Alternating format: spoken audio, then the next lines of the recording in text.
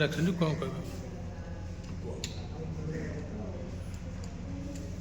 ଓଡ଼ିଶାରେ ଯେଉଁଭଳି ଭାବରେ ଅମାନବିକ ଭାବରେ ପ୍ରାକୃତିକ ସମ୍ପଦର ଦୋହନ ଚାଲିଛି, ପ୍ରତିଦିନ କର୍ପୋରେଟ୍ମାନଙ୍କ ପାଖରେ ଓଡ଼ିଶାର ସମସ୍ତ ଖଣି ପାଣି ଜଙ୍ଗଲ ସବୁ ଟେକି ଦିଆଯାଉଛି।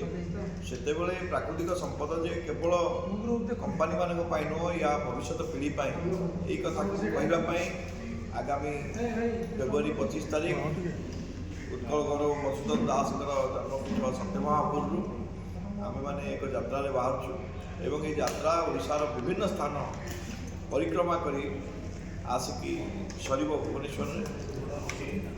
ଏବଂ ଶହୀଦ ଲକ୍ଷ୍ମଣ ନାୟକ ଯିଏ ଏହି ଦେଶର ଜାତିର ସୁରକ୍ଷା ପାଇଁ ସ୍ୱରାଜ୍ୟ ପାଇଁ ଫାଶୀ ଖୁଣ୍ଟରେ ଝୁଲିଥିଲେ, ତାଙ୍କରି ଶହୀଦ ଦିବସରେ ଆମେମାନେ ଓଡ଼ିଶାରେ ଯେଉଁମାନେ ସବୁ ଲଢ଼େଇ କରୁଛନ୍ତି ତାଙ୍କର ପ୍ରାକୃତିକ ସମ୍ପଦର ସୁରକ୍ଷା ପାଇଁ, ଯେଉଁମାନେ ବିସ୍ଥାପନ ବିରୁଦ୍ଧରେ ଲଢ଼େଇ କରୁଛନ୍ତି, ସମସ୍ତଙ୍କୁ ଏକାଠି କରି ଆମେ ସରକାରଙ୍କୁ ପ୍ରଶ୍ନ କରିବୁ ଯେ ଏଇ ଯେଉଁ ପ୍ରାକୃତିକ ସମ୍ପଦ, ଏ ପ୍ରାକୃତିକ ସମ୍ପଦ କ'ଣ ଏଇ ସରକାରଙ୍କର?